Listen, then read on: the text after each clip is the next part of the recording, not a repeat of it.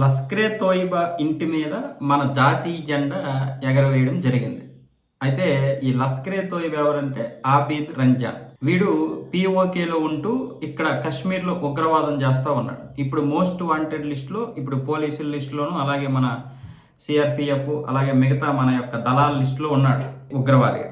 వీళ్ళ అమ్మ నాన్నలు ఏమొచ్చేసి షోపియాన్ ప్రాంతంలో ఉంటున్నారు. జమ్మూ కాశ్మీర్లోని షోపియాన్ ప్రాంతంలో ఉంటున్నారు. వీళ్ళ అమ్మ నాన్నలు జాతీయ జెండా నిన్న ఎగరవేసి జాతీయ స్వతంత్ర వేడుకలు చేసుకున్నారు. దీనికి సంబంధించి ఆజాద్ ఇంట్లో చాలా మంది ఫోటోలు తీయడము, అలాగే దాన్ని వైరల్ చేశారు. దేశభక్తి అంటే ఇదే అని చెప్పి. అయితే కొంతమంది మాత్రం ఇది దేశభక్తి లేకపోతే కొడుకుని కాపాడుకోవడానికి చేసినటువంటి ప్రయత్నమా అని కూడా విమర్శించడం జరిగింది. దీన్ని నేను అలాగే చెప్పలేను, ఇలాగా చెప్పలేను. వాస్తవంగా చెప్పాలంటే వీళ్ళ మనస్తత్వం మనకు అర్థం కాదు. కొడుకు అన్ని రోజులు అది చేసినా సరే, ఇప్పుడు పీఓకి వెళ్ళిపోయి ఇన్ని చేస్తున్నాడు, తల్లిదండ్రులకి తెలియకుండా ఉంటుందా?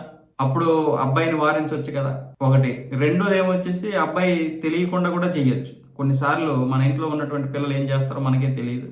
కాబట్టి ఈ విధంగా కూడా జరగవచ్చని కొంతమంది చెప్తున్నారు. ఏదేమైనా సరే స్వాతంత్ర వేడుకలు జరుపుకోవడం మంచి పరిణామమే.